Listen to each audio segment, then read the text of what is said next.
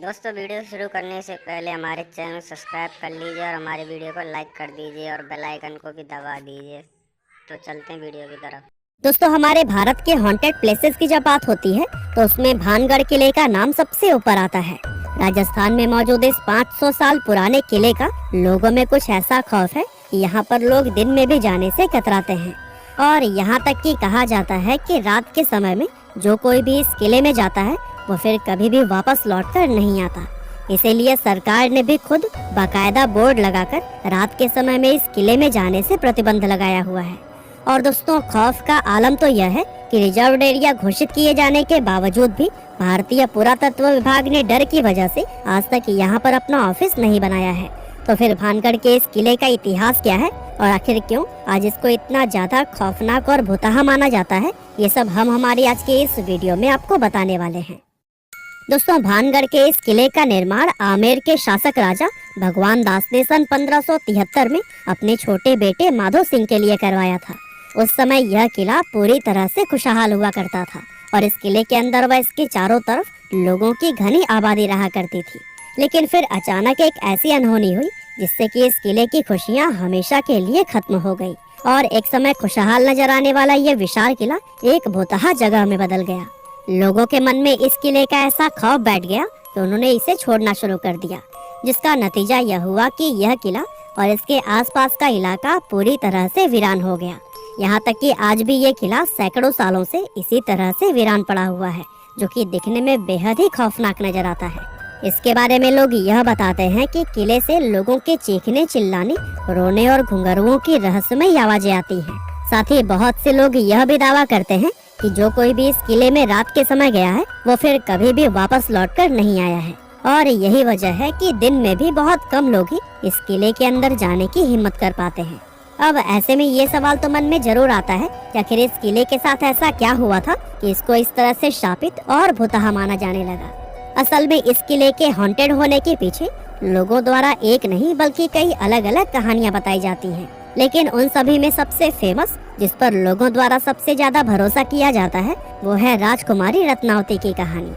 कहते हैं कि जब इस किले का निर्माण करवाया गया था तब इसमें रत्नावती नाम की एक बेहद खूबसूरत राजकुमारी रहा करती थी। उस समय राजकुमारी रत्नावती की उम्र 18 साल थी और उनकी खूबसूरती की चर्चाएं दूर दूर तक हुआ करती थी। उनकी सुंदरता की वजह से ही बहुत से अलग अलग सियासतों के राजकुमार उनसे शादी करने की इच्छा रखते थे, जिसके चलते अक्सर ही राजकुमारी रत्नावती के लिए शादी के प्रस्ताव आते ही रहते थे। लेकिन राजकुमारी ने तब तक किसी के भी प्रस्ताव को स्वीकार नहीं किया था। अब एक बार राजकुमारी अपनी कुछ सहेलियों के साथ खरीदारी के लिए बाजार गई हुई थी और बाजार में वो इत्र की एक दुकान पर रुकी और वहाँ से अपने लिए इत्र खरीदने लगी। इतने में ही उस दुकान से कुछ दूरी पर खड़े सिंघिया सेवड़ा नाम के एक व्यक्ति की नजर राजकुमारी पर पड़ी। सिंघिया सेवड़ा उसी राज्य का रहने वाला था और वो काले जादू का महारथी माना जाता था। राजकुमारी रत्नावती की सुंदरता को सिर्फ एक नजर में देखते ही सिंघिया उन पर पूरी तरह से फिदा हो गया और वो टकटकी लगाए राजकुमारी को घूरता रहा और उसी पल उसने अपने मन में यह तय कर लिया कि वो राजकुमारी को किसी भी कीमत पर हासिल करके रहेगा। अब चूंकि वो तंत्र मंत्र और काला जादू जानता था, इसीलिए उसने राजकुमारी के पसंद किए हुए इत्र की बोतलों में से एक बोतल चुपके से उठाई और उस बोतल पर कुछ तंत्र मंत्र करके उसे धीरे से वापस उसी जगह पर रख दिया। असल में वो अपने तंत्र विद्या की मदद से राजकुमारी को अपने वश में करना चाहता था और उसका ये प्लान काफी हद तक सफल भी हो गया, क्योंकि राजकुमारी ने उसे इत्र के साथ छेड़छाड़ करते हुए देखा भी नहीं था। और फिर राजकुमारी इत्र की शीशी लेकर अपने किले की तरफ वापस जाने लगी। साथ ही सिंघिया सेवड़ा भी छिप छिप कर राजकुमारी का पीछा करने लगा। हालांकि अभी राजकुमारी सिर्फ कुछ दूर पहुंची ही थी, तभी उनकी एक सहेली ने उन्हें बताया कि एक अनजान व्यक्ति ने इत्र की शीशी पर तंत्र मंत्र किया हुआ है। असल में राजकुमारी की उस सहेली ने सिंघिया सेवड़ा को इत्र की शीशी पर काला जादू करते हुए देख लिया था, लेकिन वो डर की वजह से दुकान में कुछ भी नहीं बोल पाई थी। अब राजकुमारी को जैसे ही काले जादू की बात पता चली तो उन्होंने वो इत्र की शीशी रास्ते में पड़े हुए एक विशाल आकार के पत्थर पर दे मारी। पत्थर पर पड़ते ही वो शीशी टूट गई और सारा इत्र उसी पत्थर पर बिखर गया। और दोस्तों, इस तरह से इत्र पर किया गया वो काला जादू उस पत्थर में आ गया, जिसके बाद से वो पत्थर खुद ब खुद लुढ़कते हुए सिंघिया सेवड़ा की तरफ बढ़ने लगा। दरअसल सिंघिया ने उस इत्र पर ऐसा जादू किया था कि जो भी कोई उस इत्र को लगाता वो खुद ही उस तांत्रिक सिंघिया की तरफ खींचा चला आता। और चूंकि वो इत्र पत्थर पर लग गया था, इसीलिए वो पत्थर तेजी से उसकी तरफ ही बढ़ने लगा और पत्थर ने लुढ़कते हुए उस तांत्रिक सिंघिया को कुचल दिया, जिससे कि उसकी मौत हो गई। लेकिन मरने से पहले सिंघिया सेवड़ा ने यह शाप दे दिया कि राजकुमारी समेत इस किले में रहने वाले सभी लोग जल्द ही एक दर्दनाक मौत मरेंगे और उनकी आत्माएं हमेशा के लिए इस किले में भटकती रहेंगी। इस हादसे के कुछ ही समय बाद भानगढ़ और उसके करीबी राज्य अजबगढ़ के बीच में एक युद्ध छिड़ गया था। और दोस्तों, अजबगढ़ की सेना बहुत ही ज्यादा शक्तिशाली थी, जिसके चलते उनके सिपाही भानगढ़ के किले में घुस गए और किले में मौजूद हर एक पुरुष, महिला और यहाँ तक कि बच्चों को भी मौत के घाट उतार दिया, जिसमें कि राजकुमारी रत्नावती भी नहीं बच पाई थी। और दोस्तों, कहते हैं कि इस खतरनाक कत्लेआम के बाद से ही यह किला शापित हो गया था और उस नरसंहार में मारे गए मासूम लोगों की आत्माएं किले के अंदर ही भटकने लगी थी। दरअसल किले के आसपास रहने वाले लोगों को अंदर से अजीब अजीब आवाजें आती थी और साथ ही किले की तरफ जाने वाले लोगों के गायब होने की घटनाएं भी अक्सर सुनने को मिलती रहती थी।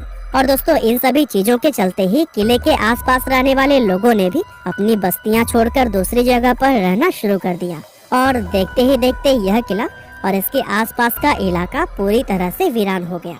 इसके अलावा दोस्तों, इस किले के भुतहा होने के पीछे एक और कहानी यह भी बताई जाती है कि जिस समय यह किला बनाया जा रहा था, तब इस किले की जमीन के पास ही बाबा बालकनाथ नाम के एक साधु रहा करते थे। और बाबा को जब इस किले के बनने की खबर मिली तो उन्होंने राजा भगवान दास के पास यह संदेश भिजवाया कि वे अपने किले को इतना ऊंचा न बनवाएं कि उसकी परछाई मेरी कुटिया तक पहुंच जाए।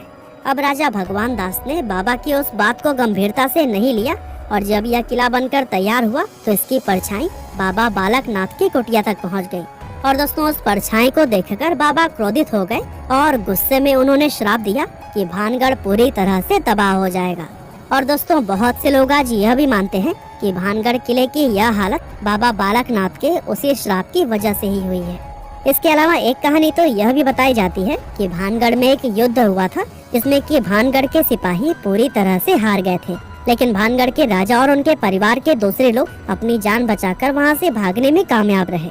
अब चूंकि उन लोगों ने किले के अंदर अपना काफी सारा खजाना छिपाया हुआ था, इसीलिए दुश्मनों से उस खजाने को बचाने के लिए एक झूठ फैलाया गया कि यह किला पूरी तरह से शापित है और अगर कोई व्यक्ति इस किले में जाएगा तो उसकी तुरंत ही मौत हो जाएगी। और दोस्तों, इस तरह से खजाने को बचाने के लिए फैलाई गई यह अफवाह लोगों ने सच मान ली और भानगढ़ का यह किला हमेशा के लिए हॉन्टेड समझा जाने लगा।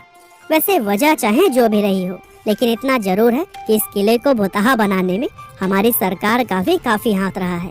दरअसल कानून में भूत, प्रेत, पिशाच और बुरी आत्मा जैसे किसी भी चीज को कोई जगह या फिर मान्यता नहीं दी गई है और आज तक किसी भी कोर्ट ने अपना कोई भी फैसला भूत प्रेत को ध्यान में रखकर नहीं सुनाया है। इसके बावजूद भी सरकार द्वारा किले के बाहर बोर्ड लगाकर उस पर लिखना कि रात में इस किले में जाना मना है और भारतीय पुरातत्व विभाग का यहाँ पर अपना ऑफिस न बनाना, ये सभी चीजें कहीं ना कहीं इस बात की तरफ इशारा करती हैं कि हमारी सरकार भी भूत प्रेत में विश्वास रखती है। और दोस्तों सोचिए, जब सरकार की तरफ से ही ऐसे कदम उठाए जाएंगे तो फिर जाहिर सी बात है कि आम लोग तो इस किले को सच में ही शापित समझेंगे। वैसे आपको क्या लगता है, ये किला सच में भुतहा है या नहीं, और क्या आप लोग भूत प्रेत आदि में विश्वास रखते हैं? हमें कमेंट करके जरूर बताइएगा। दोस्तों, वीडियो पसंद आई हो तो वीडियो को लाइक कीजिए और शेयर कीजिए और हमारे चैनल को सब्सक्राइब कर लीजिए। Thank you watch video my.